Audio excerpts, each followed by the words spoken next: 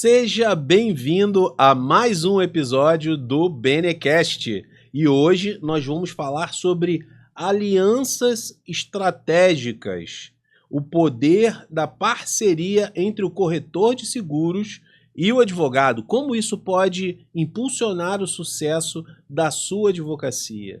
E para falar sobre esse tema, convidamos ninguém mais, ninguém menos do que a flor mais bela do meu jardim, Ellen Viana Benevides, a minha sócia, o meu amor da minha vida e a corretora de seguros, a melhor corretora de seguros do mundo, para falar para você sobre vários temas.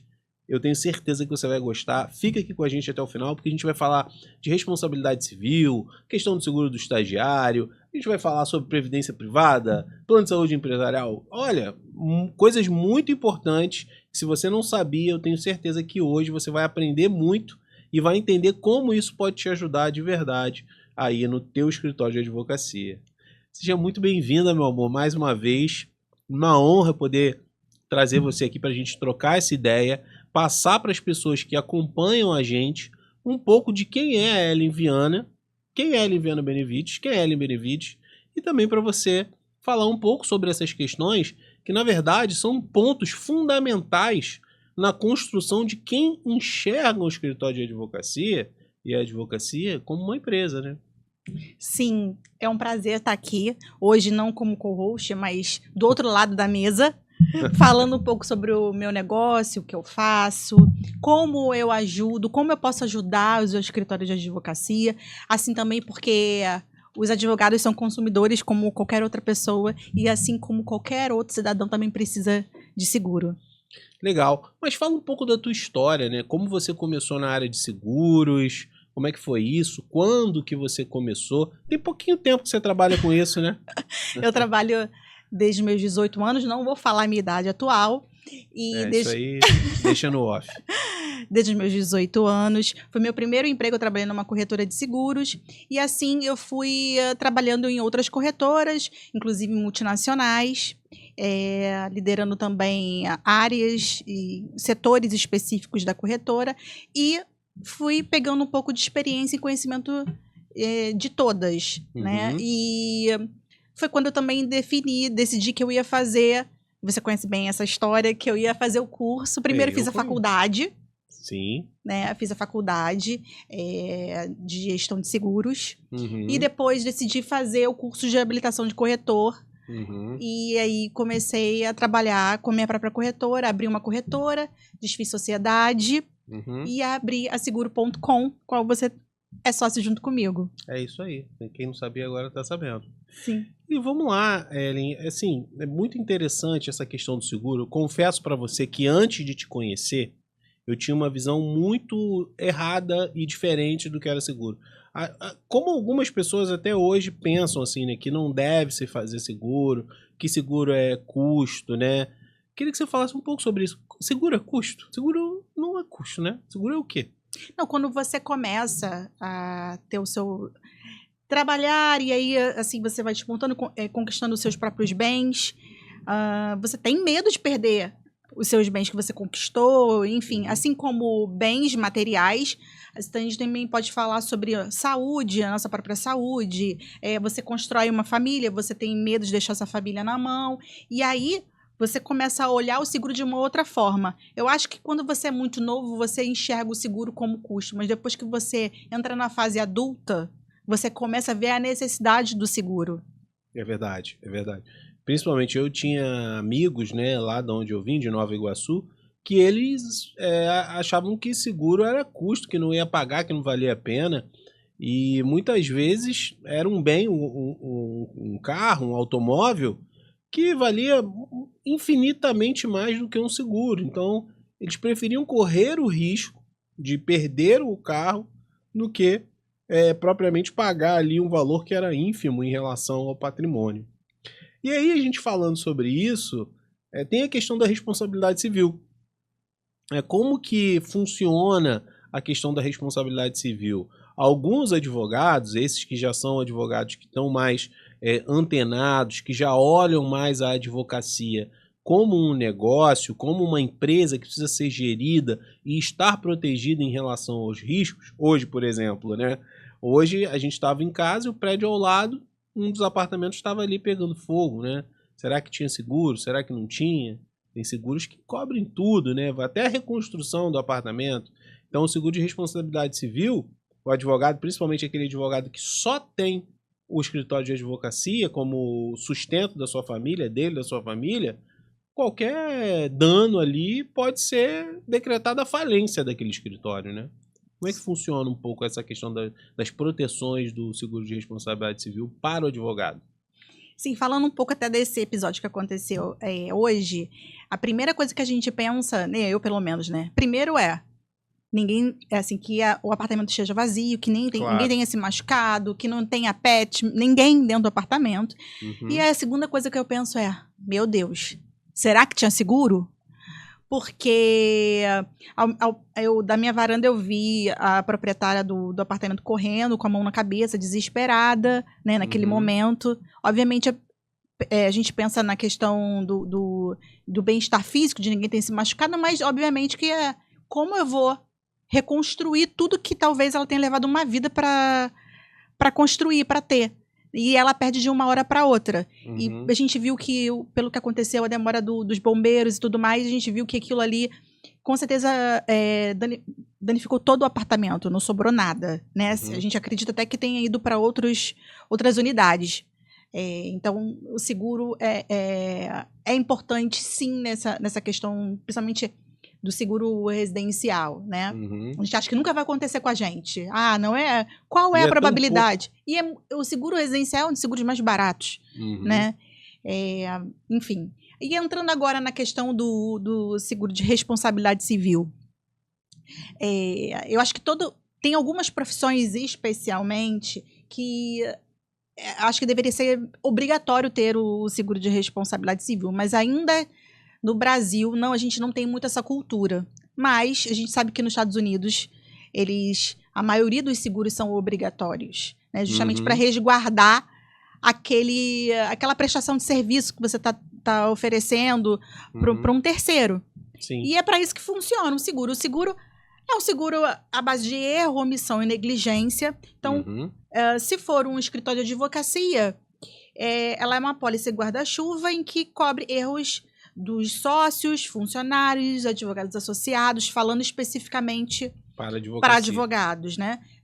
Advogados associados, advogados correspondentes, desde que tenham contratos de prestação de serviço, estagiários e trainees. Até correspondente, advogado correspondente? Sim, desde que tenha contrato de prestação de serviço. Assim como advogado associado precisa ter um contrato registrado na OAB. Na OAB. Perfeito. E se for pessoa física, a pessoa atua como pessoa física, aí é só para aquele advogado mesmo, na atuação dele no exercício da profissão. Legal. E aí tem várias coberturas que são importantes. Ninguém pensa nisso, né? Ninguém pensa. Muito poucas pessoas. As pessoas, eu sinto, assim, que algumas pessoas, elas veem a necessidade, mas aí no momento que elas estão naquela fase de contratação, enfim, elas pensam duas vezes, elas não têm esse pensamento. Será que é um custo ou um investimento? Ela não fica muito certo isso dentro das pessoas que estão vendo essa né, a questão do seguro de responsabilidade civil. Né? Porque ela deveria se preocupar, porque se ela só tem essa fonte de renda, isso é fundamental para que ela trabalhe tranquila, né? Eu penso muito... a gente tem um seguro de responsabilidade civil na corretora. E a gente tem uma equipe e tudo mais. E todas as vezes que surgem questões que a gente às vezes pensa duas vezes, será que tá ali, tá contratado, não tá no sistema? E agora? E aí, nesse momento, aquele friozinho na barriga que dá, que fala, meu Deus, se alguém da equipe errou, ou deixou de contratar, ou teve algum erro na parte operacional. E aí, nesse momento que eu, como proprietária da corretora, penso, não posso deixar nunca de pagar esse seguro. E aí eu penso que deve ser esse pensamento também do advogado que tem um escritório e que trabalha, que prestando serviço, porque na rotina, no dia a dia do advogado, no exercício da profissão, ele tem que tomar várias medidas, que essa medida, se não for tomada, pode gerar Um um prejuízo. prejuízo. Sim, a gente tem recente isso, há alguns anos, surgiu a figura do controller, que é normalmente um advogado que fica na controladoria, verificando os prazos, verificando ali se está tudo certo. Ok, né? Até o Diego Castro, não sei se ele está nos assistindo, um abraço, vai fazer um evento falando sobre essa questão da controladoria, enfim. Mas por que eu tô falando isso? Porque recentemente eu falei com um colega, né? E ele falou o seguinte: eu tenho controller.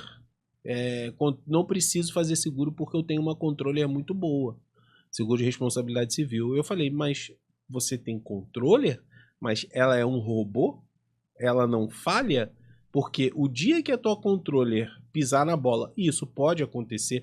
Ah, meus processos internos são muito bem desenhados. Mesmo assim, isso pode acontecer. Pessoas são humanos, né, estão sujeitos a falharem. Se você não tiver o seguro, quem vai pagar? Vai ser a tua controller? Ou vai ser o teu CNPJ? Ou vai ser você, vai sair do teu bolso, né? Então, assim, as pessoas elas não pensam e às vezes elas até arrumam algumas desculpas para não fazer o que precisa ser feito. É impressionante isso, né? Enfim, mas falando da parte prática, se, por exemplo, se eu sofro um processo no escritório, tá? E se eu quero resolver essa questão antes disso chegar a litígio, existe essa possibilidade antes mesmo de acontecer qualquer ação judicial? É legal essa sua pergunta, porque é uma das questões que eu vejo que é de maior destaque entre os Dúvida, advogados. é uma das maiores dúvidas, Uma né? das maiores dúvidas.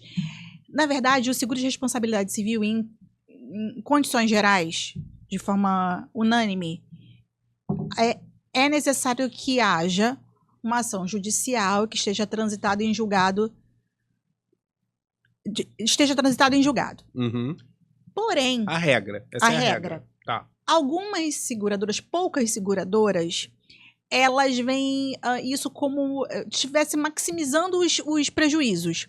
Porque existe uma cobertura, que é a cobertura de gerenciamento de gestão de risco, né? Uhum. E também a restituição da imagem do advogado, do escritório de advocacia, que se isso for para as mídias, para as redes sociais, vai aumentar o prejuízo. Então, ela vai ter que contratar uma empresa de marketing, uma agência, para restituir a imagem daquele escritório.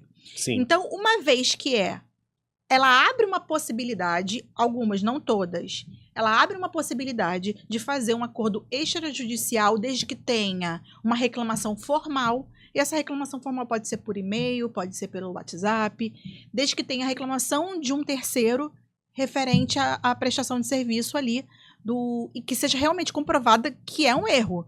Uhum. É uma falha ali, um erro, uma negligência por parte do escritório. E aí abre a possibilidade de fazer um acordo extrajudicial. Porque às vezes, o advogado ele fica...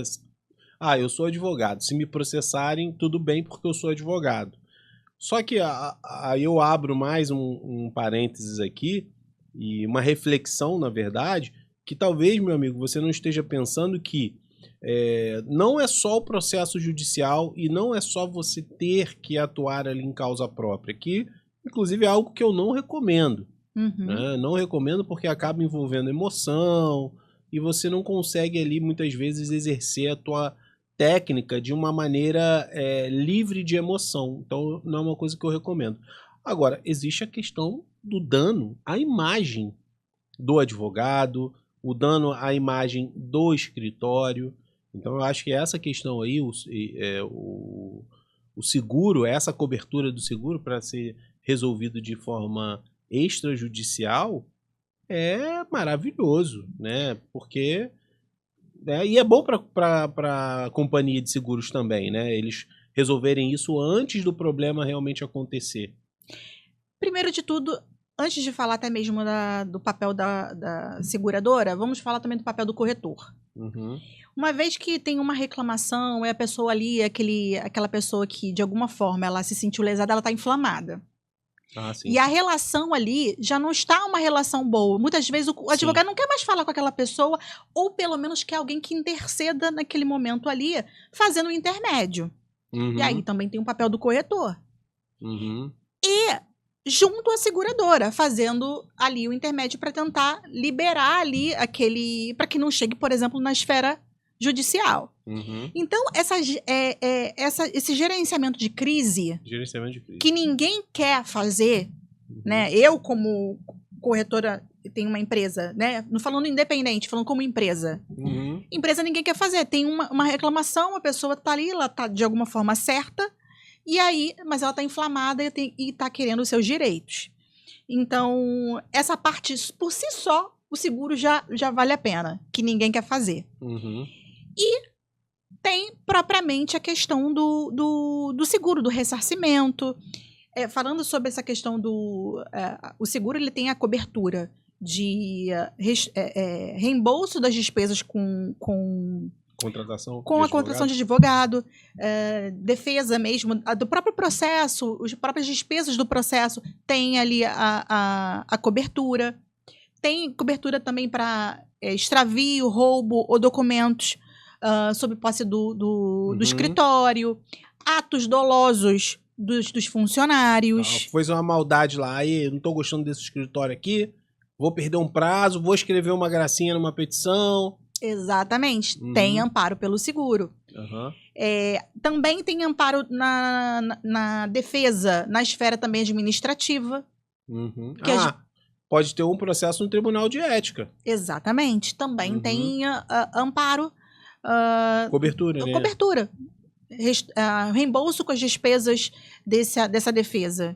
Então, é bem mais amplo. Então, assim, tem vários também coberturas, vários eventos do seguro de responsabilidade civil, da rotina do advogado, como erros em pareceres, perda de prazo, não comparecimento a uma audiência, erro de cálculo, isso acontece muito, né, nos escritórios de advocacia. Advogado não é a melhor pessoa para fazer cálculo. Né, advogado. Quer fazer um cálculo? Contrata um perito contador, né, um perito contábil, que ele vai sair muito melhor do que você. Sim. Quanto mais a gente falando de um escritório de advocacia que está ascendendo, né, que está crescendo, que está pegando cada vez mais contratos, e às vezes contratos com valores altos, tem que ter um seguro de responsabilidade civil. Ainda que ele inicialmente não veja a necessidade de ter valores altos, mas tenha alguma coisa. Ele precisa... Uma cobertura alta. Quando você fala em valores altos, uma cobertura alta. Uma cobertura alta. Tá.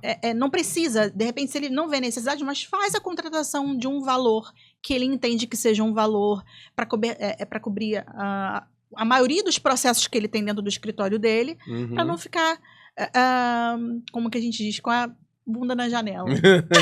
e é tão pouco, né, falando aqui, sendo honesto, né, em comparação ao benefício que traz, porque assim, o que eu costumo dizer é o seguinte, falo isso inclusive para os clientes que vão lá no escritório, né, a melhor coisa que tem é você colocar a cabeça no travesseiro e dormir tranquilo, sabendo que se acontecer algo, você está protegido, você tem ali um amparo, você tem alguma coisa ali por trás para poder te segurar.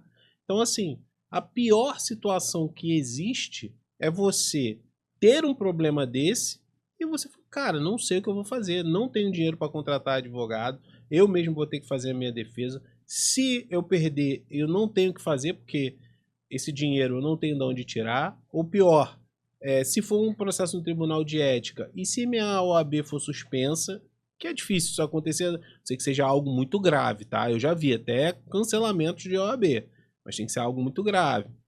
Mas realmente pelo benefício que traz e quanto que custa, vale muito a pena ter. Principalmente quem, como eu falei no início, né? Quem está pensando em ter, quem vê a advocacia como um negócio. A gente faz parte de um grupo de advogados, né, lá do Marcelo Saf, a gente faz parte da fraternidade. Sim. E muitos ali já tomaram essa consciência, né? Muitos ali advogados, mais de 80 advogados já procuraram você, né, para cuidar de diferentes questões, Mas muitos outros ainda não se deram conta, né? Talvez não chegaram. Isso é até importante a gente estar fazendo esse conteúdo aqui, porque a gente não vai falar só sobre RC, a gente vai falar sobre várias outras coisas que são muito importantes na carreira do advogado, e que o corretor, você corretora, pode ali ter realmente uma parceria estratégica para poder resolver diversas questões e a pessoa fica tranquilo, né? Por exemplo, o seguro estagiário, né? Tem gente que faz contrato de estagiário e sequer informa a faculdade, né? Não faz faz um contrato à parte e não faz um seguro. Esse seguro ele é obrigatório por lei.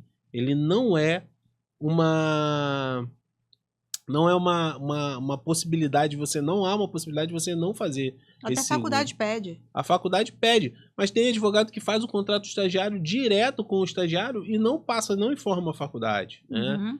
O que também não tá certo, mas tudo bem. Mas aí não custa nada você fazer, é tão barato, né? Muito barato. Em média é o quê? R$30 por mês? Sim. Meu Deus do céu. Não, a gente fez agora recentemente que não ficou R$200 anual. Meu Deus, menos ainda, né? Então, assim, é uma coisa que gera proteção, caso venha acontecer alguma coisa com o estagiário, né? E ao mesmo tempo também você está cumprindo ali com uma formalidade que é necessária que seja cumprida. Sim. Nesse ponto do seguro estagiário, você tem alguma observação para fazer? Não, nem quero me aprofundar. Hã? Não quer falar sobre isso hoje? Tá, não, beleza. Vamos passar para o próximo tópico que eu tinha separado aqui. Vamos lá. Bom, a questão do seguro empresarial, né? Mas Marcelo, a advocacia não é uma empresa. Tá, vamos lá. Eu tenho as minhas ressalvas em relação a isso, né? Porque a partir do momento que você tem um negócio, você paga imposto, e esse negócio ele gera lucro, e você tem que pagar funcionário, e você tem que pagar uma série de outras despesas. Isso para mim é uma empresa, por mais que não esteja caracterizado aí atividade mercantil, que é vedado pela OAB. Então, as pessoas pensam, eu não preciso de seguro empresarial porque eu não sou empresa. Lê do engano. O escritório de advocacia, ele precisa de um seguro empresarial. Esses dias mesmo, a gente estava conversando com um amigo nosso, que é cliente da corretora, e ele falou, eu tenho um medo danado. Vai que pega fogo um computador lá e o escritório todo pega fogo. Eu queria que você falasse um pouco sobre isso também. Na verdade, o seguro empresarial é um nome que abrange vários negócios. Uhum. Mas o nome lá, por exemplo, na pós, ela vem como escritório, seguro, né? Uhum. Para escritórios. Então, não tem essa diferenciação. O que permeia isso é a questão das coberturas principais, que são a cobertura de incêndio, que qualquer imóvel independente da atividade precisa ter.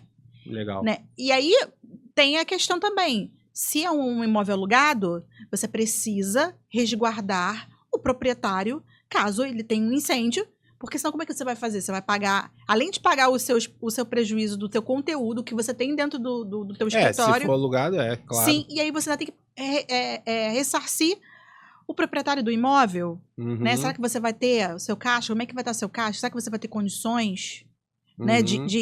Será que você vai ter condições de comprar tudo de uma vez, tudo de novo? Então, precisa ter um seguro pela cobertura principal de incêndio. Sim. Mas existem outras coberturas ali dentro do seguro empresarial que é importante. Que é o seguro, tem cobertura de danos elétricos, vazamentos, rupturas de tubulações. Quer dizer, que rompeu ali a tubulação, alagou lá o escritório. Isso aconteceu comigo, né?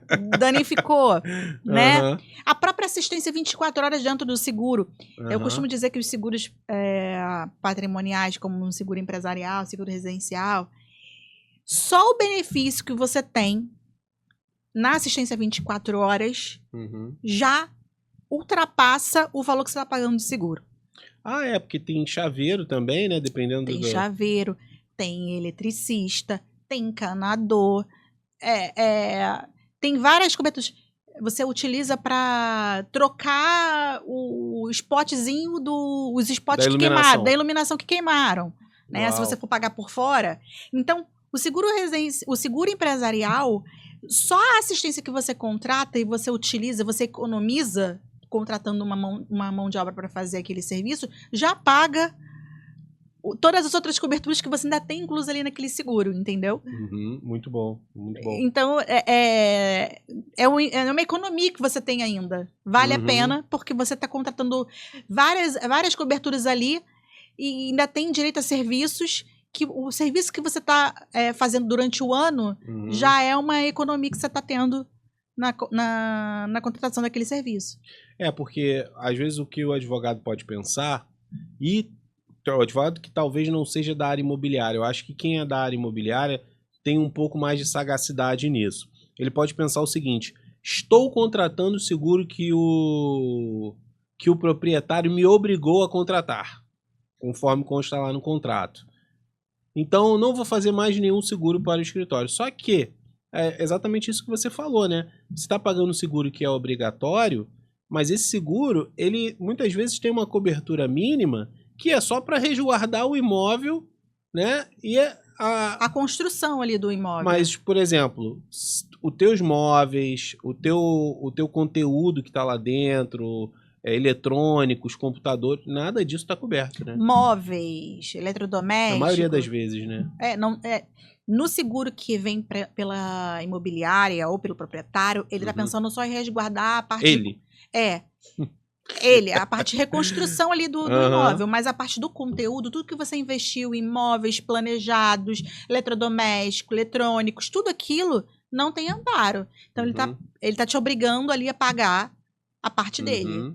E quando obriga, né? Porque às vezes não deixa passar e aí fica sem cobertura, mas se tiver um incêndio, tiver alguma coisa que precise, você vai ter que desembolsar para pagar. Mas e se o condomínio tiver seguro? Não, porque tem gente que fala isso, né? O condomínio tem seguro, se tiver incêndio, o condomínio tem seguro. Só que não é bem assim, né? Não, o seguro do condomínio ele protege as partes comuns do prédio. Quando é um prédio comercial, existe no condomínio residencial, tem uma cobertura que é incêndio conteúdo condôminos. E aí quando tem, aí tudo bem, tá amparado o conteúdo dividido lá pela quantidade de unidades e tudo mais. No comercial ou no de escritórios e consultórios não tem essa possibilidade de contratação, então não vai ter nunca. Caramba! Entendeu?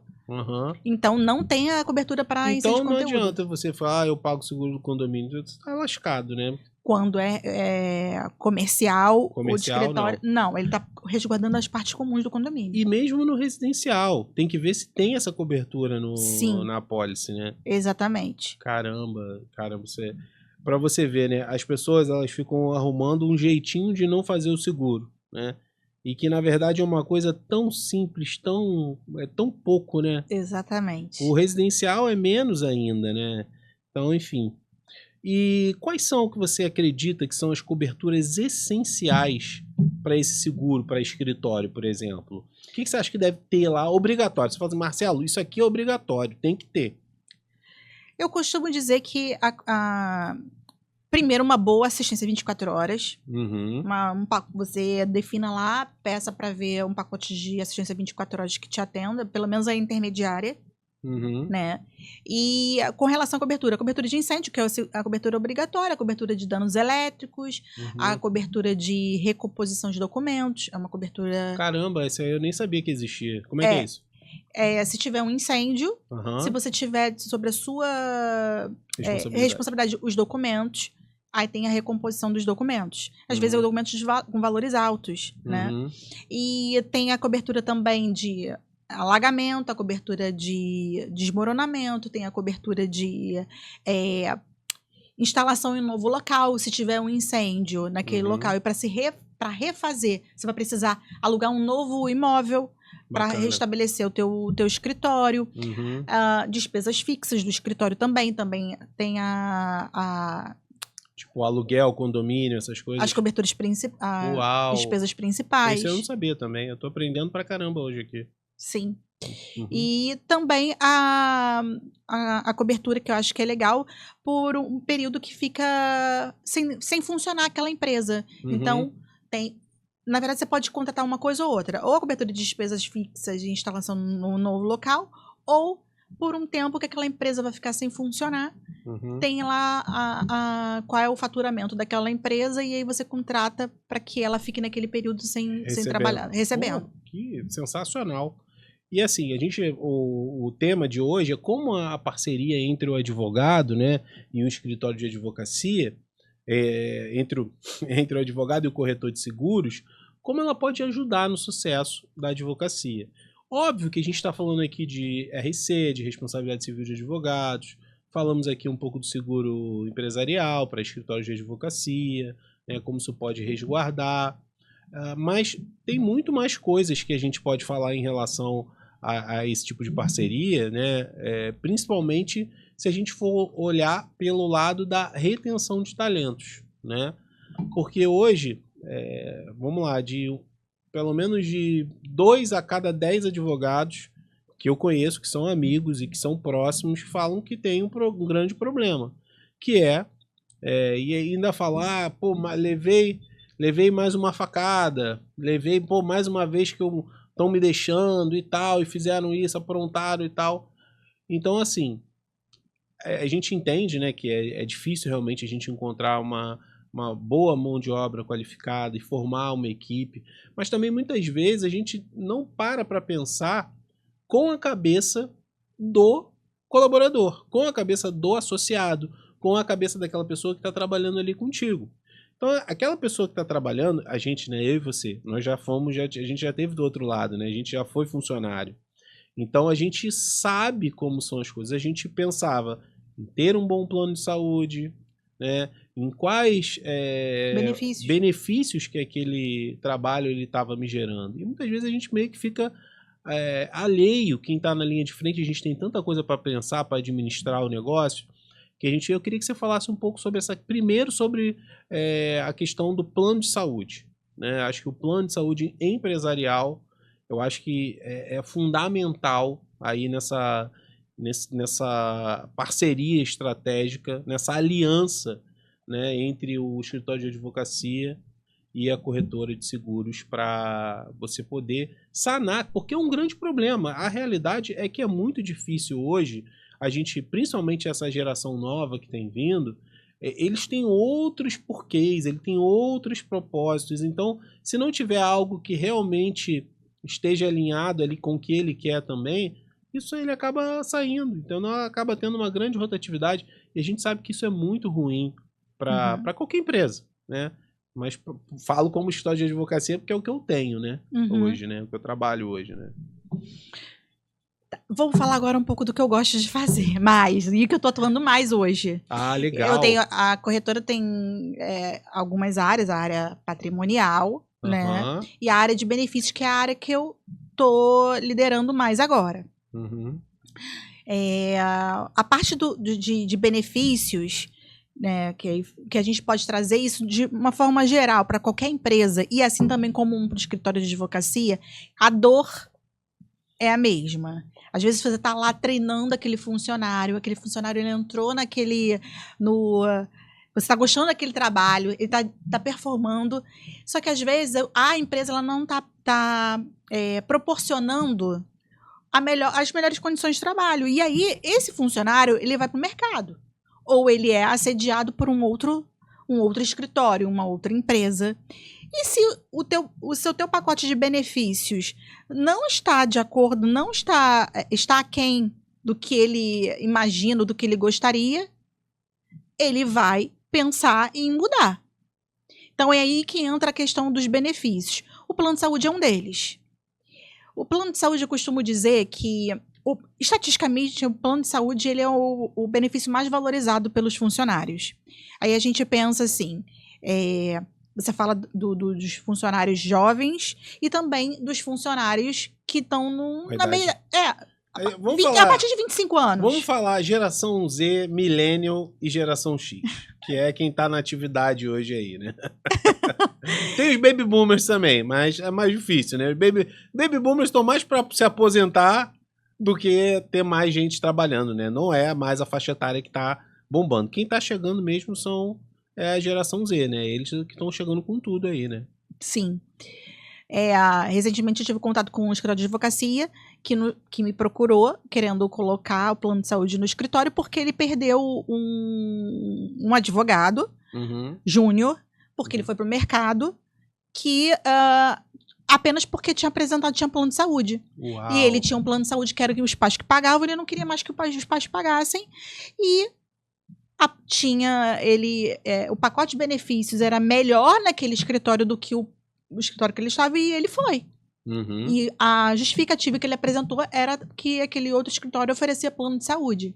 Não, e é engraçado isso, porque às vezes a gente fala, não, poxa, aqui tem plano de carreira, aqui tem isso, mas você vê um detalhe, o plano de saúde. Pode ter plano de carreira, pode ter o que for, mas para ele faz mais sentido ele ter a garantia. Por exemplo, se ele ficar doente, se acontecer algo com ele vai poder ir num bom hospital, ele vai poder se consultar com bons médicos, vai poder fazer os exames ali de forma recorrente.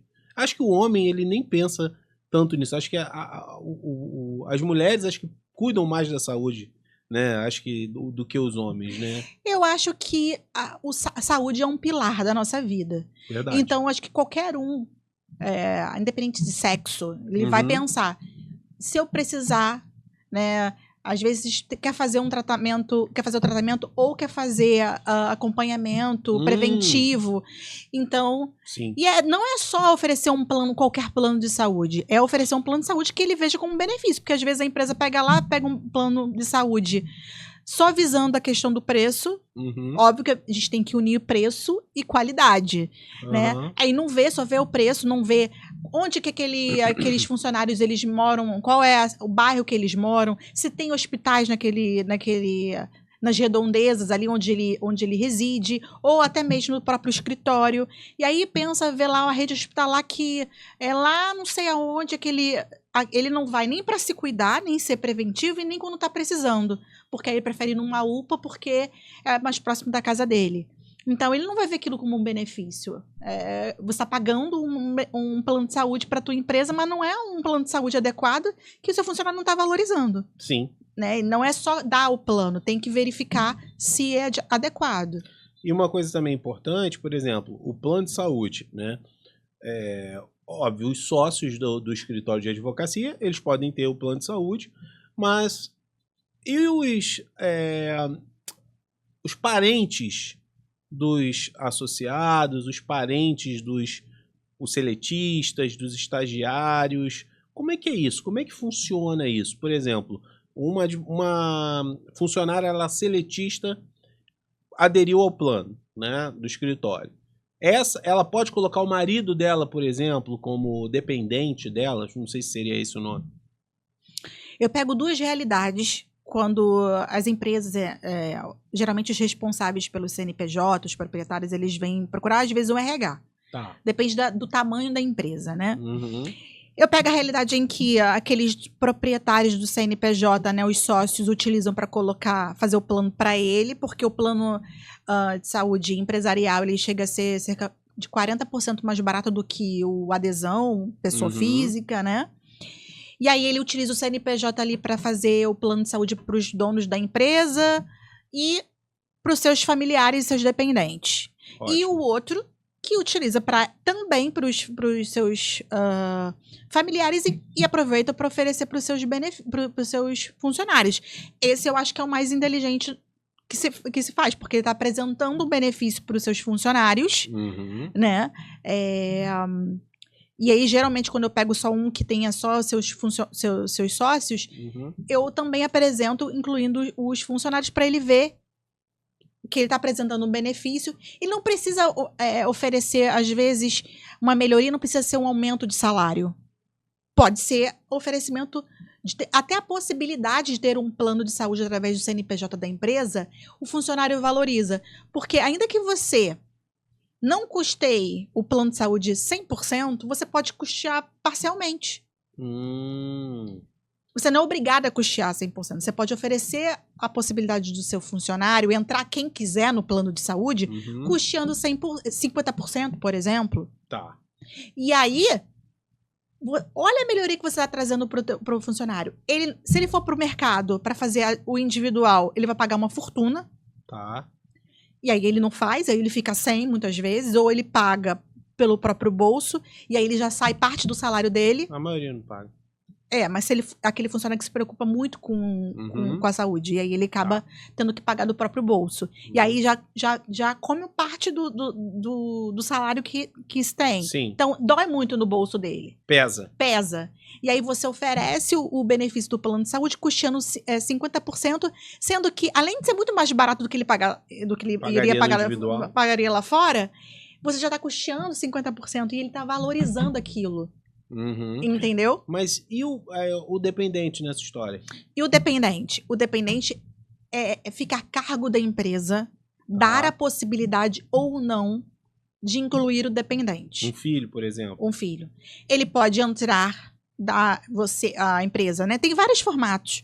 A empresa, ela pode, a empresa dá para o funcionário a possibilidade de pagar 100% do funcionário e ele paga 100% dos dependentes ou do dependente dele. Legal. Ou ele paga 50% do próprio funcionário e mesmo assim dá a possibilidade de incluir um dependente, ou não dá a possibilidade. E aí o colaborador, o associado, enfim, seja quem for, paga os custos do dependente. Exatamente. E a empresa pagaria 50%. O escritório de advocacia paga 50% dele. Sim. Tá, entendi. A única coisa que a gente precisa deixar destacada é que, até isso, você pode falar melhor, não sei se você não atua muito no trabalhista, né? Não atua. Isso aí teria que chamar o Rafa Mendes, Alexandre Ferreira, Diego Castro. É que esse valor não pode ultrapassar 30% do valor do salário. Então, o valor o desconto que ele vai ter em folha, referente ao plano de saúde, não pode ultrapassar 30% do valor do salário dele. Tá. Entendi. E isso é uma coisa que quase ninguém sabe. Mas eu tenho umas dúvidas aqui. Isso é interessante, bacana saber. Mas eu tenho umas dúvidas aqui. Por exemplo, eu tenho um escritório. Eu tenho minha sócia lá, que é a Maria e tal. E eu e a Maria, a gente quer ter um plano, que é um plano top premium, que me dá Redditor, melhores hospitais. Qual é o nome daquele que tem outro pertinho aqui também? Que é o Vitória. Samaritano. Nós queremos ter os melhores hospitais aqui no Rio de Janeiro, tá? Só que esse é um plano top Diamond, não sei das contas aí, de qualquer operadora que seja. Eu quero fazer também para os colaboradores, para os associados. É o mesmo plano? Eu sou obrigado a fornecer o mesmo plano para eles, eu sendo o top Diamond, e aí eu tenho que oferecer o top Diamond também para os colaboradores? Ou para eles eu posso oferecer um plano que seja um plano bom, mas que seja inferior ao meu? Como é que funciona isso? Porque também o custo aumenta, né? Se eu for pagar um plano de saúde, 50% de um plano de saúde, que é um plano top, aí o papai chora. Não, é importante que você tenha em mente que você ofereça, você pode estabelecer, isso que é muito legal, você pode estabelecer um pacote de cargos e salários na sua empresa, e aí, de acordo com o cargo, vai ter aquele plano de saúde com aquela categoria estabelecida. Legal. Assim como, por exemplo, o seguro de vida que for oferecer, vai ser de acordo com o salário daquele funcionário. Ok? E o plano de saúde é a mesma coisa. Agora, você não pode oferecer... Uma coisa é categoria para funcionários, outra coisa é categoria para sócios. Ou categoria para diretores. Tá? E aí, você, na categoria de funcionários, uma vez que você oferece o plano de saúde custeando 50% para um funcionário, tem que ser para todos. Você não pode fazer distinção, né, entre os próprios os funcionários. Porque isso, na parte de legislação, não pode soar muito bem. Tá. Então, com relação ao custeio, se você oferece uma categoria para aqueles funcionários, todos devem aderir. Tá. De acordo com a função daquele funcionário. Tá. Entendi. Beleza, mas sócios tem que ser igual. Sócios iguais, porque eles vão entrar numa categoria de sócios e proprietários. Isso é uma pergunta interessante. Todos os funcionários são obrigados a contratar? Ou pode ter alguém que pode falar assim, não, eu não quero fazer o plano de saúde?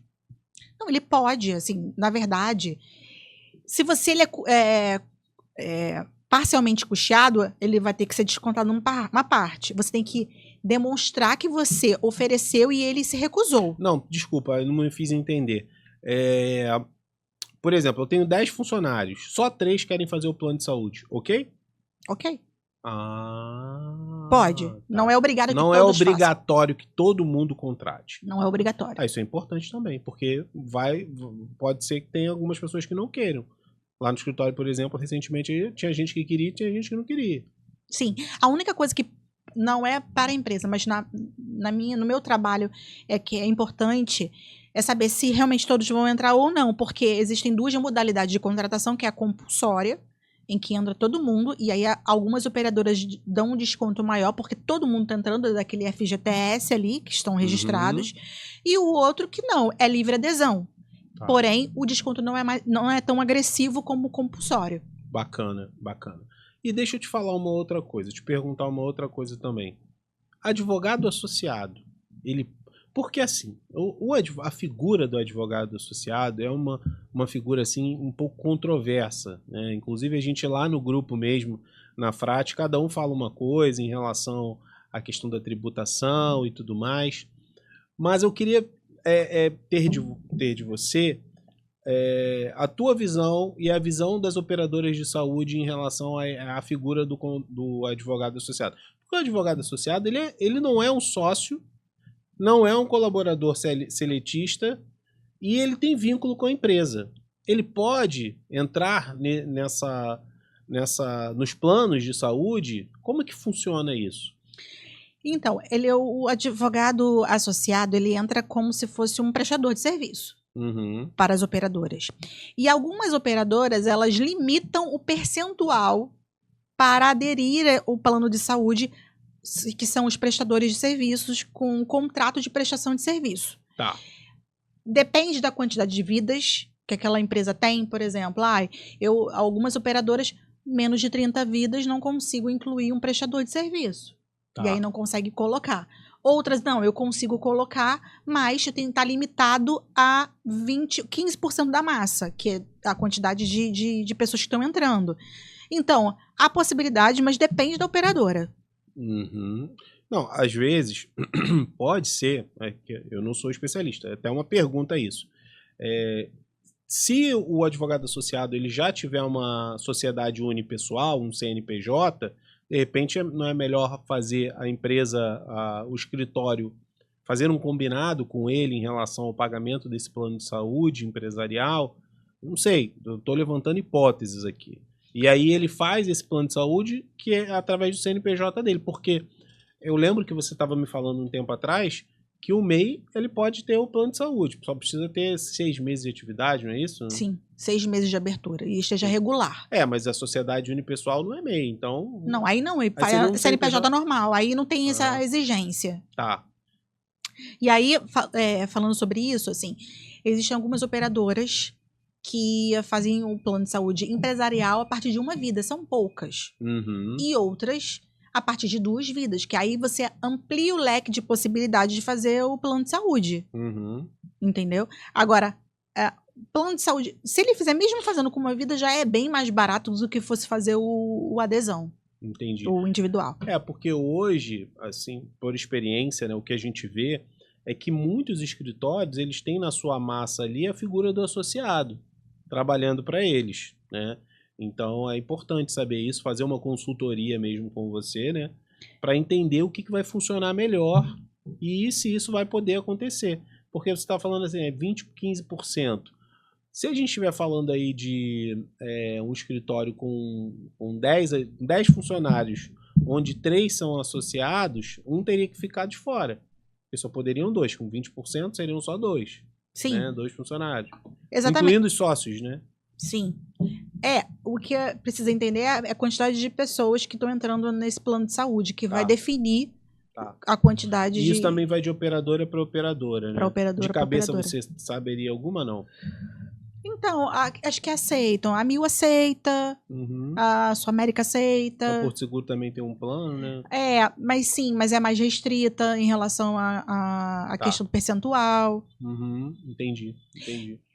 Mas assim também é bom destacar, né? Quais são os benefícios de se ter de se oferecer um plano de saúde, independente se é escritório de advocacia ou não. Mas quais são os benefícios de oferecer um plano de saúde para os funcionários? Primeiro de tudo, a retenção daquele funcionário que é talento. Claro. Que ele vai ser. Ele sabe do potencial dele e ele vai para o mercado procurar. Quantas vezes eu vi pessoas falando em locais que eu trabalhei que tinham plano de saúde, que falavam, não, eu não saio daqui porque tem um plano de saúde. Né? Também não sei se isso é bom ou se é ruim. De repente tem pessoa que é melhor que saia. Mas tem muita gente boa que vai ficar ali no trabalho por conta do plano de saúde. Às vezes não é nem por ela. Às vezes é pelo filho, pela filha, né, que foi incluso, ou o marido, enfim, ou a esposa, alguém que está ali que precisa daquele plano de saúde, né? Por isso também que, assim, por um lado é bom oferecer a possibilidade de colocar o familiar ali, né, que tem no plano de saúde. Por quê? Você não está custeando nada e você ainda gera um vínculo com a tua empresa. Porque aquela pessoa, por mais que ela esteja pagando 100%, se ela for pagar fora, ela vai pagar muito mais caro. Sim. Então ela vai pensar 2 vezes. Se é uma funcionária que tem 2 filhos e tá lá, ela tá custeando lá o plano de saúde dos 2 filhos dentro da tua empresa, ainda assim ela vai pensar 2 vezes antes de sair. Né? Tem que valer muito a pena. Sim. E era assim, pensando como funcionária, quando eu trabalhava, né, fazer parte do mercado e tudo mais, eu só ia para uma empresa que me oferecesse plano de saúde. Porque eu tinha uma filha, e então eu pensava 2 vezes. Né? E mesmo quando eu tinha, que a empresa não custeava, eu fazia questão de pagar. Para mim, eu já vi aquilo como um benefício. Então, assim, olhando pelo outro lado, né, estando do outro lado, eu pensaria da mesma forma. Agora, voltando a essa questão do benefício de oferecer o plano de saúde. Quais são os benefícios? Para a empresa, reduzir o número de ausências dos funcionários, faltas, ausências e afastamentos, dá a possibilidade do funcionário se tratar preventivamente, então reduz a possibilidade.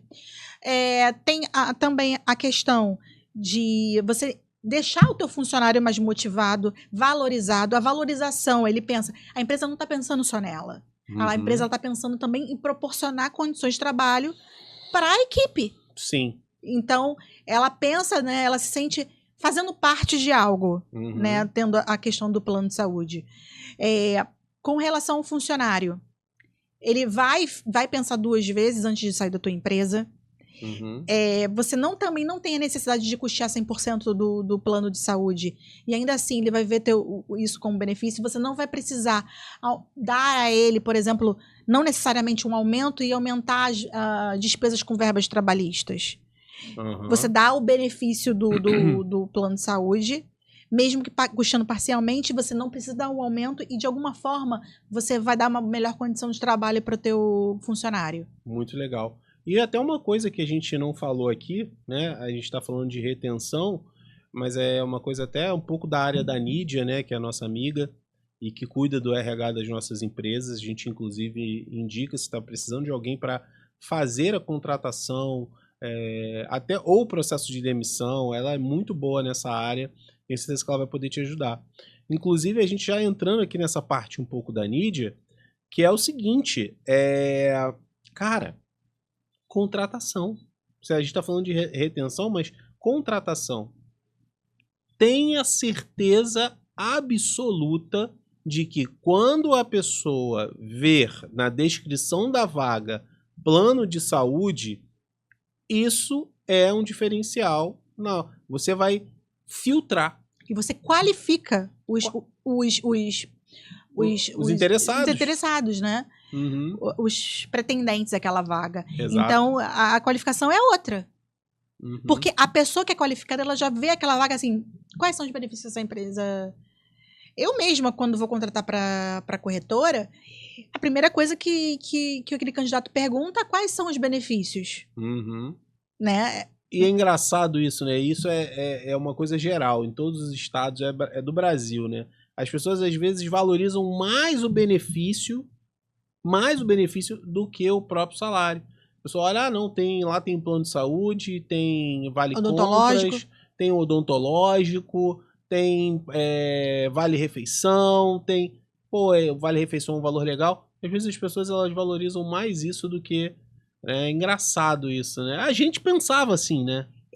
E a verdade é que às vezes eu já entrevistei pessoas, né, assim, Uhum. na parte de seleção e tal. Quando eu fazia isso antes da Nídia, eu via que a pessoa falava de boca cheia. Falava assim, não, é porque atualmente onde eu estou trabalhando tem plano de saúde, plano odontológico, tem o seguro de vida. E aí a pessoa vai elencando aqueles benefícios Uhum. porque ela dá uma certa segurança para ela ali aqueles benefícios, né? Sim. Em algumas empresas o benefício eles ficam um percentual grande em relação ao salário. Uhum. Então as pessoas valorizam isso. E a gente tem a questão do seguro de vida empresarial, que é uma coisa muito importante e que faz muita diferença na vida não só dos funcionários, dos colaboradores, mas também dos próprios sócios. Porque existem seguros de vida e seguros de vida. Então eu queria que você falasse um pouco sobre isso também. A gente falou bastante já de plano de saúde, a não ser que você tenha mais alguma observação a fazer sobre a questão do plano de saúde empresarial. Não, a questão do plano de saúde empresarial é que às vezes uma coisa que eu quero destacar aqui é que às vezes a pessoa ela já tem um plano de saúde da empresa dela. E aí ela acha que é um benefício, não é. Então ela tem que rever para ver se até procurar saber com os funcionários o que estão achando daquele plano de saúde, daquela rede ou daquela operadora, se a qualidade está atendendo os funcionários, para ver se de fato está enxergando como um benefício. Certo. E aquele que não oferece o plano de saúde, pensar agora em se tá gostando da equipe, se não quer que mexa na equipe, se tá todo mundo desempenhando um bom papel e não oferece o plano de saúde, é um bom momento para procurar e ver e oferecer para os funcionários, porque com certeza o funcionário vai pensar 2 vezes antes de sair. E uma coisa também que você falou, de quem já tem, também, se a pessoa já tem há mais de 1 ano, é o momento também, de repente, dela rever esse plano de saúde, fazer uma consultoria com você, uma consultoria gratuita, né? Sim. Para entender se esse plano, o valor dele tá legal, se realmente a pessoa deve continuar.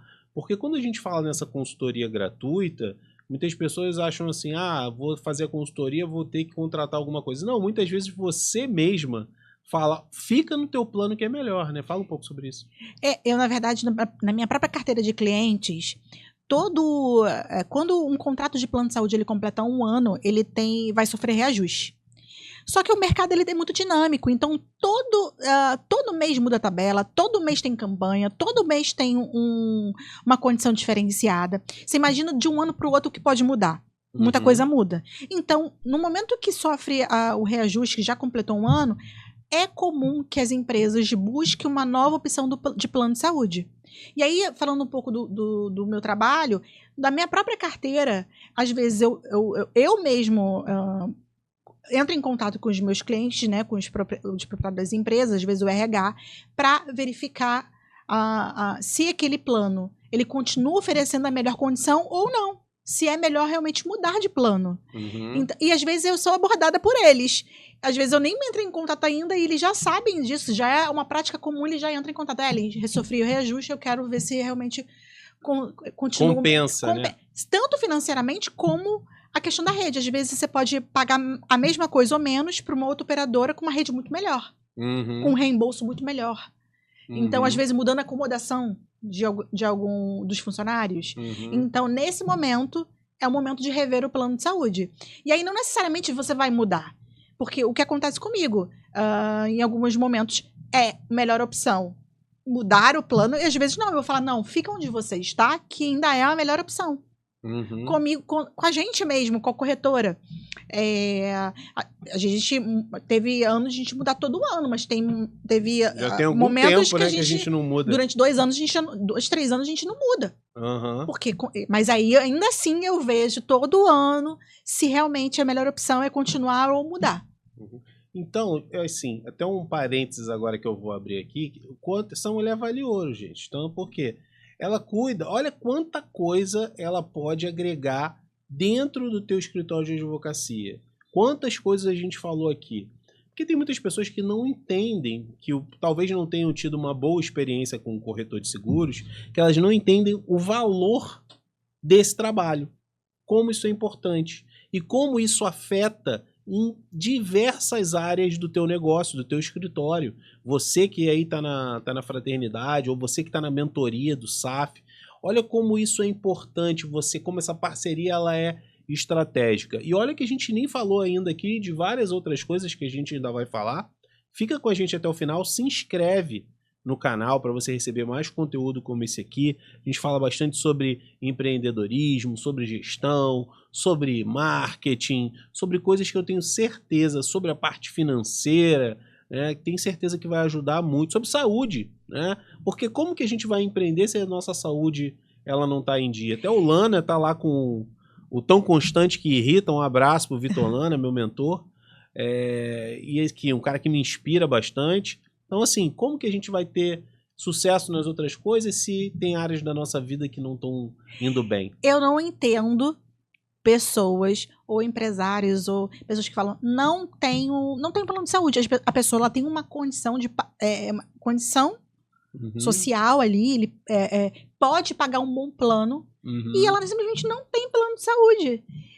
Eu vejo isso como um pilar da vida. Porque acha que é custo. Mas eu não entendo, porque para ela não faz diferença no bolso, mas ela não... E aí, no momento que ela precisa, né? E aí, às vezes, nem é para ela, é para a família dela. E aí ela não pensa isso como um cuidado. É um cuidado. E é isso. Agora, falando especificamente sobre o plano de saúde, uma coisa que eu vejo muito acontecer é o seguinte: plano de saúde tudo tabelado.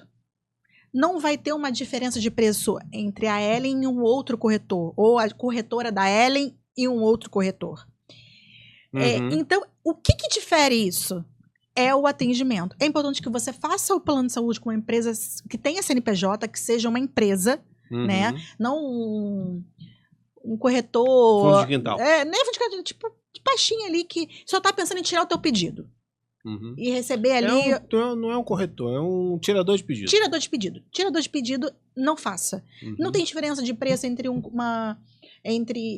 é tabelado, tudo é tabelado. O que vai fazer diferença se você tá pegando, tá contratando uma corretora que tenha conhecimento e experiência na área, porque vai impedir que você tenha vários contratempos na contratação, ou até mesmo a questão de clausulados ali, deixa tudo muito claro para você, não entre em pegadinhas e tudo mais.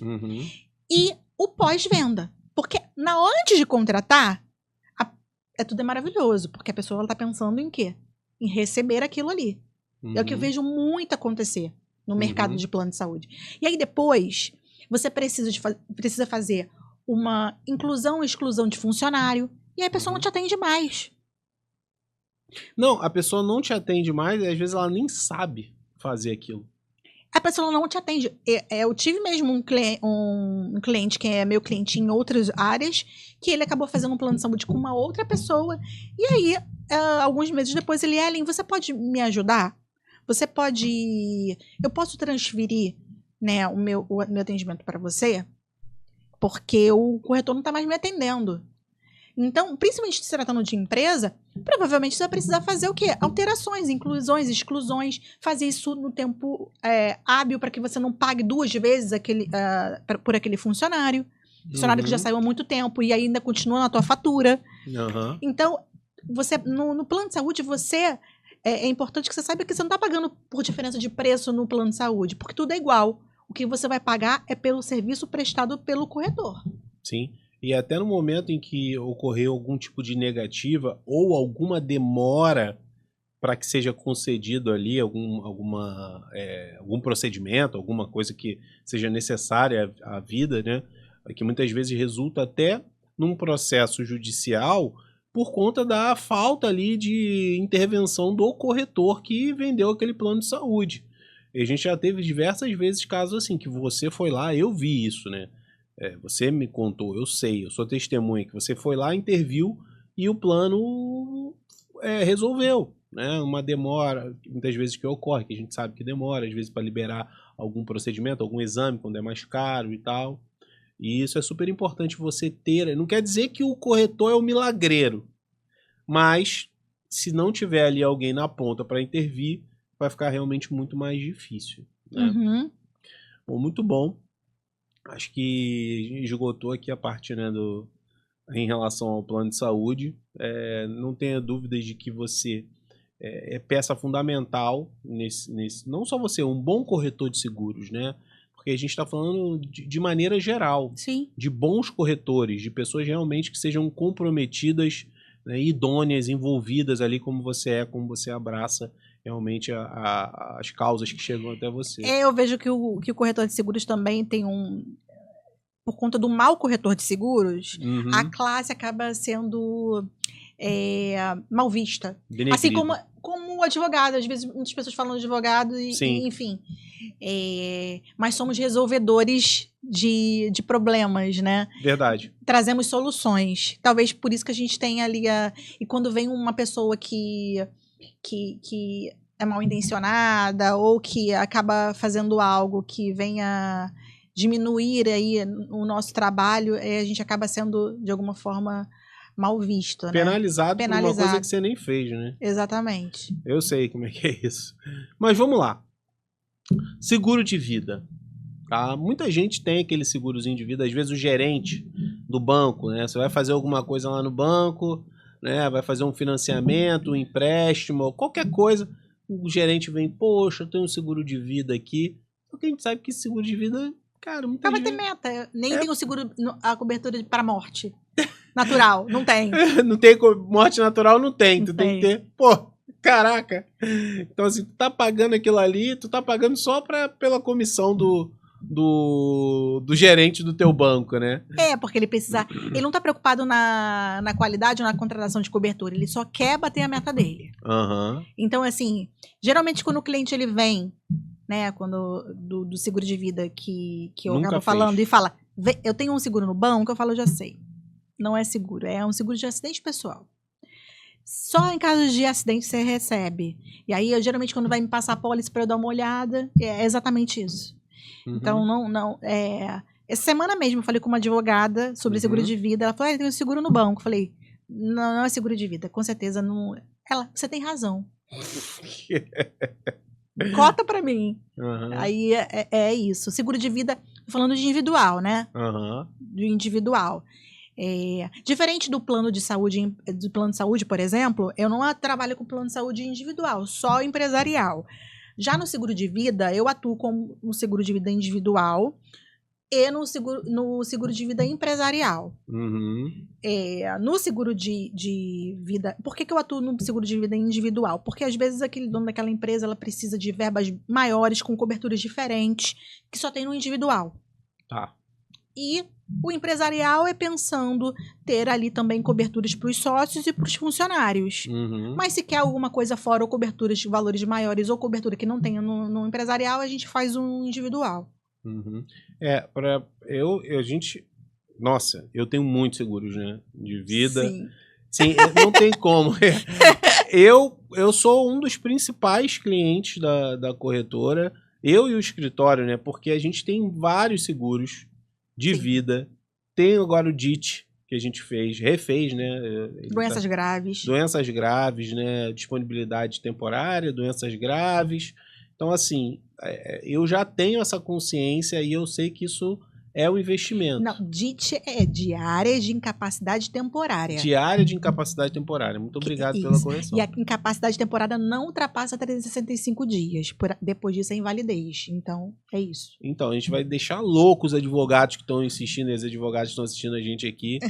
Vamos por parte. Então, vamos falar do seguro de vida empresarial, que é aquele que a gente pode fazer tanto para os sócios quanto para os colaboradores. Também pode fazer para os associados, incluir eles nessa mesma apólice?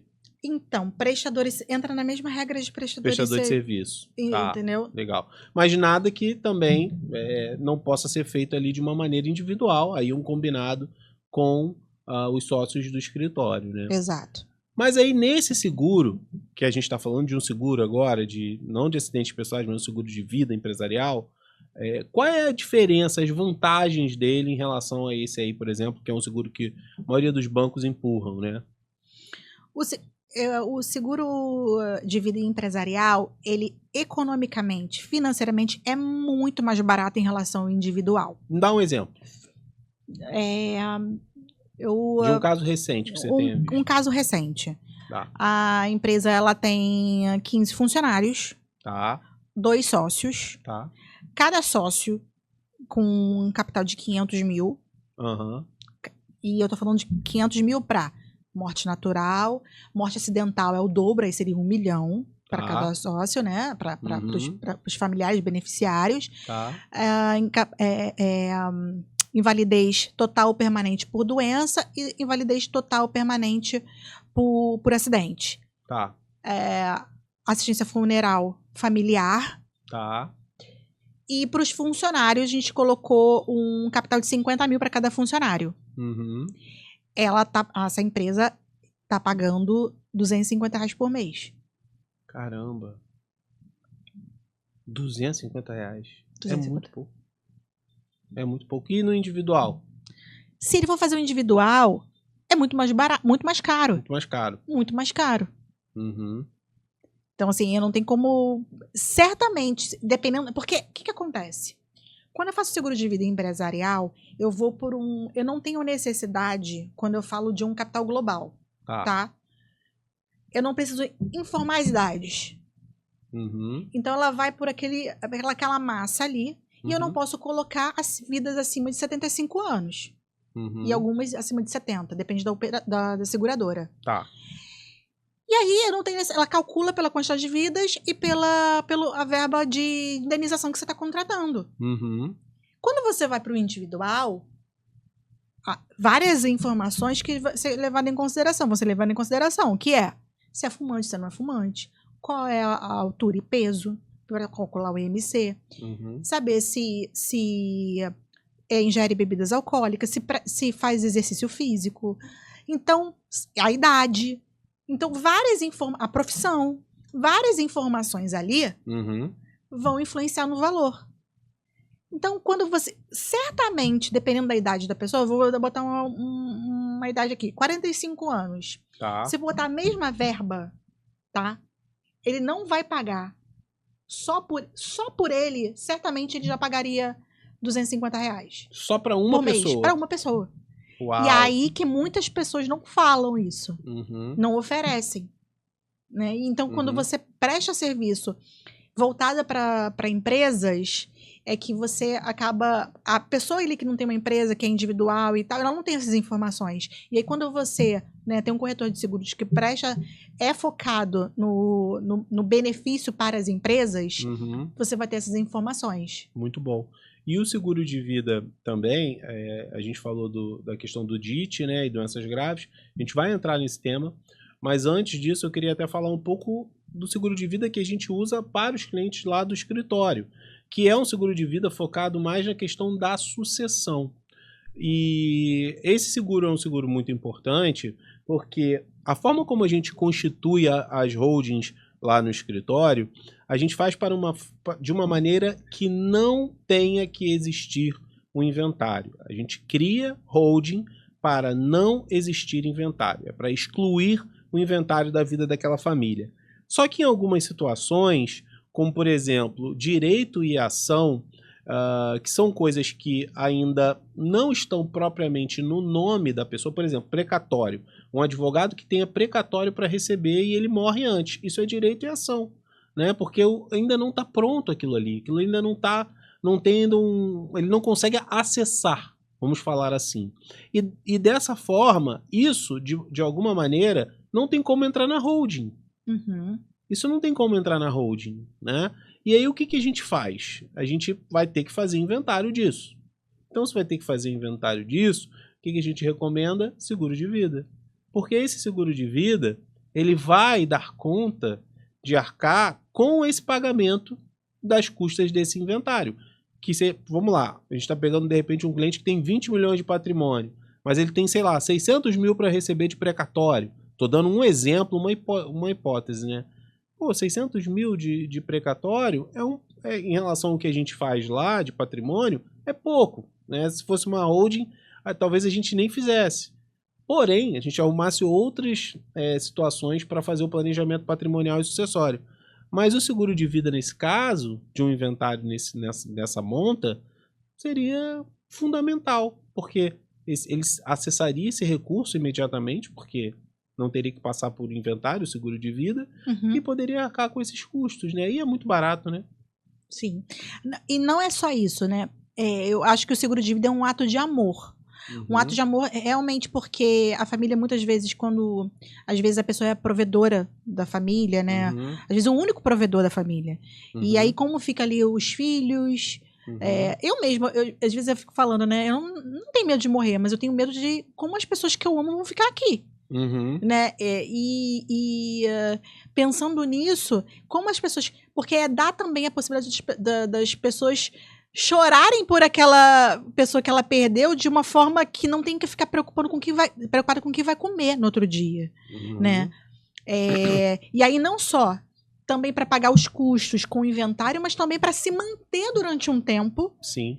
Porque muitas vezes ele não tem como acessar mais contas ou acessar mais nada. E aí como que fica a família nesse período? Então o seguro de vida ele serve para isso.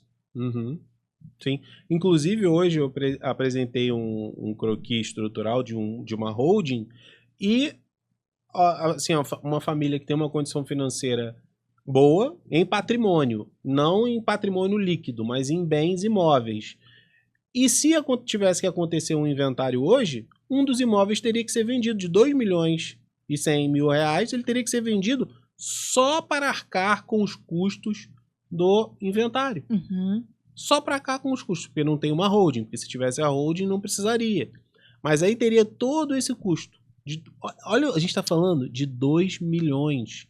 Ter que vender um imóvel de 2.100.000. E às vezes você não vende de uma hora para outra. E não vende de uma hora para outra. E olha o que essa família vai ter que passar. Você deixa um problema, né? Você deixa um problema. A nossa missão é justamente essa. Óbvio que a gente quer resolver o problema de quem está vivo. A gente não está pensando lá, não sou advogado coveiro. Mas é óbvio que isso traz uma tranquilidade para a cabeça da pessoa, para a cabeça de quem está ainda ali, que é um patriarca, uma matriarca, que cuida ali dos filhos ainda. A gente é pai e mãe, a gente sabe, né? A gente quer deixar o melhor para eles, né? A gente quer deixar o melhor. E o seguro de vida não é que ele vai resolver, e não é também que ele vai pagar o inventário, porque, como eu disse, a ideia é não ter inventário. Então, na maioria das vezes, não tem. Mas ele fica ali como um valor que fica para aquela pessoa. Ela pode acessar diretamente, não vai ter que passar pelo inventário, por ter caráter securitário, né?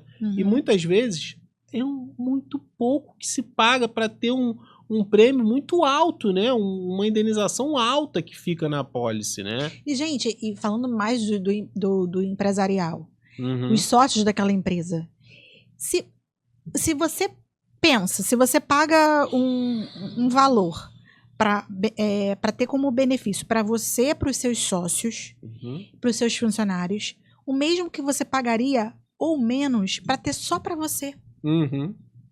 Você tá entendendo?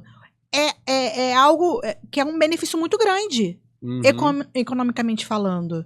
Então, fazendo dessa forma, oferecendo contratando um seguro de vida empresarial, principalmente, a gente fala, né? A gente teve um filho agora, fez 1 aninho agora. Além de aumentar o capital, né, que é a verba de indenização dos seguros existentes, já contratou mais um. Porque, entende? Sabe quanto né? A gente tem vários cálculos aí, né? Quanto custa você criar um filho até a sua idade adulta? Né? Vários economistas falam sobre isso, né? Alguns milhões. Então, tem que ter. Tem que ter. Às vezes tem que ter mais de um seguro de vida para... Não, e não só isso. Mesmo que a pessoa ela tenha patrimônio no seguro, ela tenha... não, meu pai, enfim, eu tenho muito patrimônio, eu tenho muitos bens. Ok, não tô nem falando de holding, não tô nem falando de nada. Tô falando de uma coisa que esteja ali na pessoa física mesmo. Às vezes a pessoa tem um patrimônio que está engessado, né, que não tem o que fazer com ele, não está alugado, às vezes está vazio, ou o patrimônio tá todo no nome da pessoa e é mais uma coisa que ela mesma usa. Uhum. E quando a gente perde essa pessoa, esse mantenedor, né, como que a família ela sobrevive nos meses seguintes? Então, às vezes o seguro de vida também, ele funciona para isso, para que a família ela tenha ali como se ter a sua manutenção durante alguns meses, né, durante algum tempo, né, durante, poxa, sei lá, o cara que tinha uma renda de 50 mil, de 100 mil por mês, o seguro, às vezes, aquela pessoa vai receber, ela vai 1 ano, 2 anos, ela vai conseguir se virar com aqueles valores ali, né? E vai poder ajeitar, aí vai pensar em vender o imóvel, aí vai ter que fazer o inventário, se não tiver holding, né? Enfim, e é tudo isso. Mas a questão falando ainda do seguro de vida, e que é um seguro que muitos médicos já têm, né? Médico, então, ele já entendeu isso, ele já tem isso, a maioria eu tenho muitos amigos médicos e a maioria deles, né, amigos até de infância, eles falam que isso é básico, eles já contratam, alguns contratam até com você, né? Mas advogado, acho que ele ainda não sacou isso. A gente teve um caso lá dentro da Frate também, lá do SAF, e que um dos advogados ele foi acometido e tal, e não tinha o seguro, e aí parece que a seguradora também, que era envolvida com o banco, tem isso também, né? O banco tem um conflito de interesses, né? Por exemplo, o banco lá, vamos falar um banco fictício aqui. O Banco Brataú vende o seguro Brataú. Como que você vai cobrar do Banco Brataú um seguro que é do Brataú, que é do mesmo grupo? Então rola um conflito de interesses. É um funcionário do banco. É um funcionário do banco que vai ver vai brigar pelos direitos mais do próprio banco do que do próprio cliente. Não tem alguém intermediando ali. Ele não vai querer se indispor com o empregador dele. Esse é o grande ponto, né? Ele não vai querer. Por mais que ele queira, ele pode ser mandado embora. Né? Sim, tem essa questão também, a própria questão de ele não ser um profissional habilitado ali para te dar os melhores esclarecimentos sobre aquelas coberturas, né? Porque às vezes a pessoa bota ali a cobertura, mas ela não tem conhecimento nem dos clausulados, dos riscos excluídos ali. Então, por exemplo, tem lá uma cobertura de doenças graves, mas quais são as doenças que estão ali cobertas? Né? Quais são os riscos excluídos? Então, ele não tá pensando nisso, ele não tá pensando em te dar a melhor opção dentro das possibilidades. Ele quer vender por exemplo, um corretor, eu trabalho com várias seguradoras. Então eu vou ver ali qual é o seguro que mais se adequa àquilo que o cliente quer. Sim. Né? E aí, ele tá vendendo o seguro da Brataú. E se a gente for parar para pensar, né? Na advocacia, o advogado que tem esse termo, né? Vou fazer uma analogia aqui. Na advocacia, o advogado que não tem OAB e que exerce, até um termo antigo que fala, é o rábula, né? Que é um cara que não tem a OAB e que está ali exercendo a profissão de uma maneira muito mal, né? Não é qualificado, não tem ali todos os requisitos necessários para exercer com perícia e excelência aquela profissão. A mesma coisa é quem está vendendo esse seguro e que não tem ali a preparação e o conhecimento necessário de seguros para falar sobre aquilo, né? E até para intervir sobre aquilo, né? Sim, exatamente. Certo. Vamos lá. Quero que você fale sobre o DIT, né? Que é uma coisa que a gente estava falando aqui, que muitos médicos já têm. Queria que você fale como que isso pode auxiliar aí o advogado, como que isso pode fazer com que o advogado tenha ali fôlego durante algum tempo, né? Você falou que são 365 dias, mas como é que isso funciona na prática? Diária de incapacidade temporária é temporária, não é definitiva. Tá. Então, o permanente. Então, essa diária de incapacidade temporária, ela deve ser até 365 dias. Tá. Passou disso, não tem mais indenização. Então, vamos dizer que... Quebrei um braço. Quebrou o braço, tá dentro da diária, né? Uma das possibilidades de doenças com cobertura, porque isso é importante saber. Ah, tá. Diária de incapacidade temporária, mas de incapacidade, qual a incapacidade? Essas lesões por esforço repetitivo, elas são cobertas? Tem a diária de incapacidade temporária com LER e DORT, né? LER, e sem essa cobertura. Óbvio que isso daí é diferença de preço. Claro. Que às vezes a pessoa... Aumenta o risco, né? Exatamente. Depende do que é. Por exemplo, para um médico, um cirurgião, um dentista, faz sentido. Para outras profissões não faz sentido. Então, por isso tem essa possibilidade. Tá? E aí você pode ter. Vamos dizer, eu fiz o seguro hoje, e aí passou já o período lá de carência.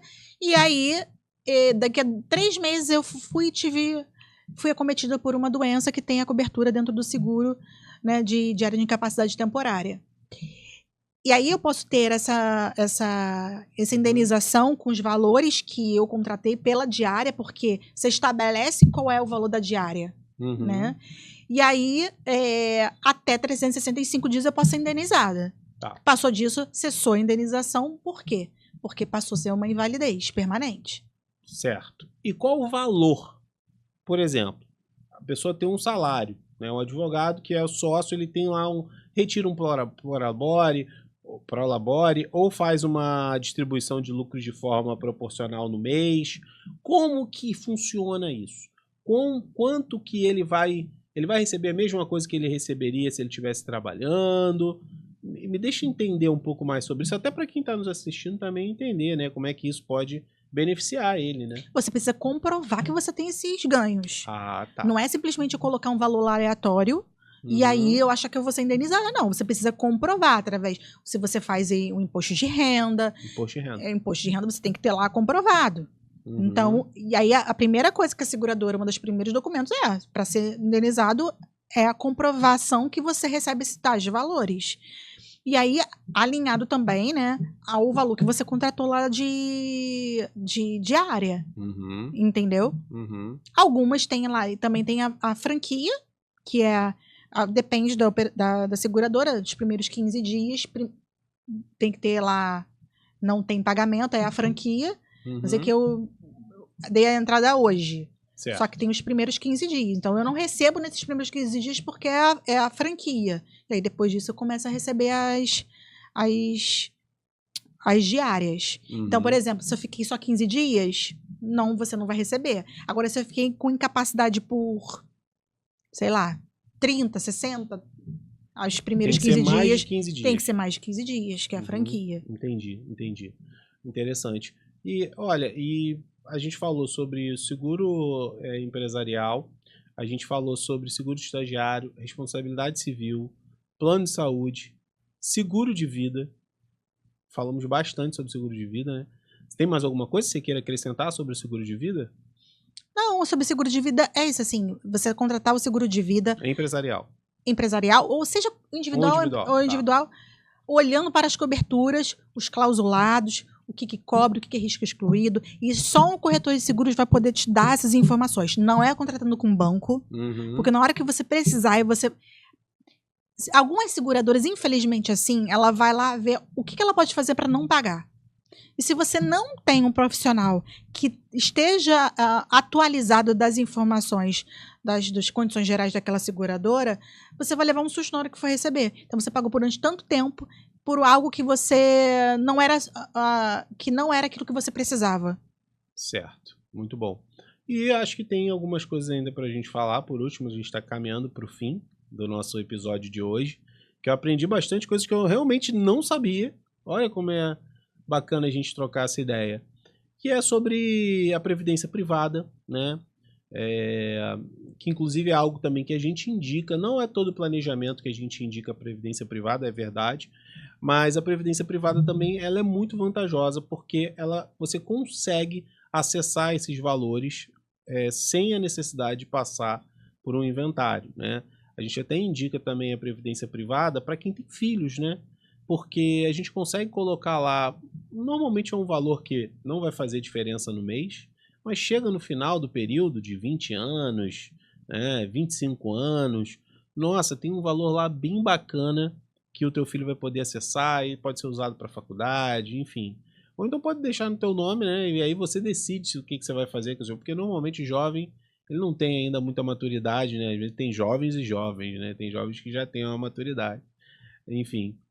E aí eu queria que você falasse um pouquinho sobre isso só, para a gente poder complementar aqui esse conteúdo que vale muito. Olha, vou te falar, realmente, hoje eu tive mais do que absoluta certeza de que a parceria de um advogado, um escritório de advocacia, com um corretor de seguros é fundamental. Óbvio que a gente nem falou de outros seguros aqui, que são os seguros que eu sei que você atua, como, por exemplo, automóvel, condominial e tal.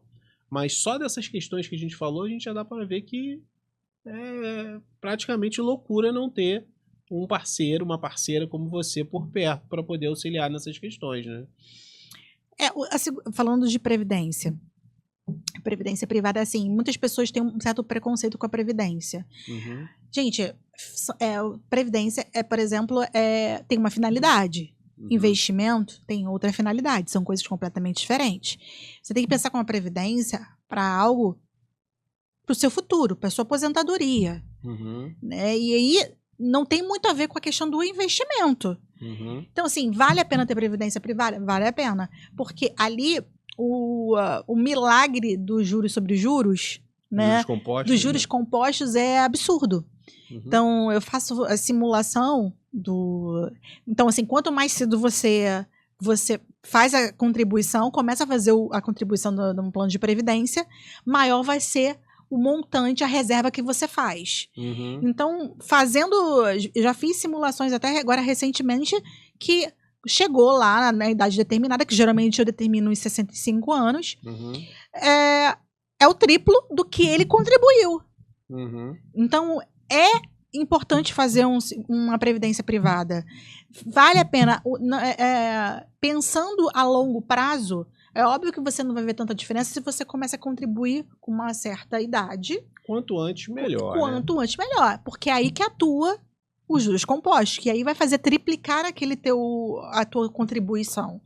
Então, é importante. Agora, trazendo isso para a realidade do advogado, eu já para uns 3 escritórios que eu trouxe essa vantagem para aquele advogado que é um advogado associado que não tem regime CLT. E aí não tem a contribuição do fundo de garantia. O escritório foi lá e fez uma previdência privada para aquele funcionário, para que ele não se sinta em desvantagem em relação àquele advogado que é CLT ou para alguma outra proposta que ele receba de um outro escritório que ofereça CLT. Incrível. E outra, a gente está falando de associado, mas isso pode ser oferecido também para os próprios colaboradores da empresa, como uma forma de quê? Incentivo, retenção de talentos, né? E a empresa pode pagar uma parte e também o empregado pagar outra, não é isso? É isso, mas isso só é feito assim de uma forma formal quando ele é registrado. Quando ele é registrado. Quando ele é registrado, CLT, e aí você faz através do CNPJ da empresa. Legal. Agora não, se você for fazer de uma forma informal, pode ser feito no nome do próprio colaborador, em que há um boleto de contribuição e é descontado do contra-cheque dele o valor metade e metade quem contribui é a empresa. Cara, isso é muito legal. Isso é muito legal mesmo, porque a gente está falando de uma coisa que vai para a mão direto do funcionário, do colaborador. Ele vai receber isso daqui a algum tempo. Né? E ele não se sente... E se ele não receber, a família dele vai receber, né? Sim. E pensando sobre essa questão mais de como o advogado associado, ele acaba não tendo algumas garantias que o regime CLT oferece, e aí você acaba tirando uma dor aí do teu escritório, que ele entrar num escritório onde estão oferecendo o regime CLT, que ele tem mais benefícios. E aí você dá uma segurança, ele não tem um fundo de garantia, mas ele não tem um plano de previdência, que é muito melhor. Muito melhor. Não, ainda tem uma outra questão, né? Pode ter gente que tá vendo, assistindo a gente agora, e tá falando assim, caramba, eles estão falando de plano de saúde, estão falando de previdência privada para associado, para colaborador. Gente, tem pessoas que já estão fazendo isso há muito tempo. E outra, uma coisa é que tipo de profissional você quer ter com você? Você quer um profissional, qualquer profissional, você quer um profissional nota 7? Qual o profissional que você quer? Você quer um profissional nota 5 ou você quer um profissional que seja nota 10? Né? Então, porque tudo na vida tem um preço, inclusive colaborador. Né? Se você quer trabalhar com um colaborador que é um colaborador que tem já um perfil mais arrojado, que já tem mais experiência, que já tem já ali um conhecimento maior, essa pessoa certamente ela vai estar procurando algo que venha atender as expectativas dela. E não vai ser só o valor que você vai pagar ali mensal ali. Não vai ser para o associado, por exemplo, que a gente está falando, né? Então isso agrega muito e facilita na contratação. Tá aí até um tema, né? Para a gente chamar a NID aqui para fazer mais um episódio para falar só sobre isso, sobre retenção de talentos e os benefícios, né, que uma empresa, que uma corretora de seguros, ela pode gerar para você contratação e retenção, não só retenção, tá? Contratação e retenção, né? Eu tô lembrando de um episódio que, na corretora, né, especificamente, uma colaboradora, ela tava no regime CLT, né? E ela recebeu uma proposta de um outro local, né? Uma outra corretora. E aí veio falar comigo. E aí, dentre a proposta que ela recebeu de benefícios, não era regime CLT, que ela recebeu a proposta, mas ela tinha a previdência privada de X reais todo mês. Ou seja, justamente porque aquela empresa ela entendeu a dor, que ela não registrava, ela não estava contratando em regime CLT, e isso era uma dor, provavelmente de outras pessoas que ela tentou contratar, e aí ela veio com essa solução do plano de previdência, né, para que aquele funcionário tenha algum tipo de garantia. E aí eu falei, eles já entenderam isso, né? Interessante. Muito bom. Bom, a gente tá caminhando agora realmente para o fim do nosso episódio. Quero pedir para você se inscrever no nosso canal, curtir esse vídeo. Deixe o seu comentário aqui embaixo, nos diz o que você achou. Você achou que realmente essa parceria é uma aliança estratégica? A gente teria mais coisas para falar aqui, inclusive a parceria com o advogado de direito imobiliário, que esse é um cara que muitas vezes ele precisa ter um suporte de um corretor de seguros para ali para um contrato de aluguel, de locação, que vai ter ali um seguro fiança, um título de capitalização, mas enfim, isso a gente deixa para um outro dia, para um outro episódio, tem muito assunto para a gente falar. E eu queria te agradecer, meu amor, por você ter disponibilizado seu tempo para falar aqui para a nossa audiência, para os advogados e advogadas, os gestores de escritório de advocacia, e deixo a palavra com você para finalizar esse episódio. Prazer hoje. Foi meu de estar aqui, falar um pouco do que eu trabalho, estando do outro lado da mesa, né, falando um pouco do que eu trabalho, um pouco da minha história. Você sabe, mas as pessoas não sabem ainda. Uma história de muita luta, né? Sim. De muita luta, mas de muita vitória. Muita vitória. E é só o começo. Exatamente. Como diz o nosso mentor Marcelo Saf. E se também quiserem me seguir nas redes sociais, é lenviana.seguros. Segue lá que vai ter muitas dicas sobre seguros. Vou deixar passando aqui na tela. E o meu também. Você quer aprender mais sobre advocacia, sobre como você pode melhorar, captar mais clientes de forma legal, questão da gestão, do marketing digital, segue lá o Marcelo Benevides. Eu tenho certeza que você vai gostar muito do meu conteúdo. E por hoje é só, pessoal. Vejo vocês no próximo vídeo. Até lá!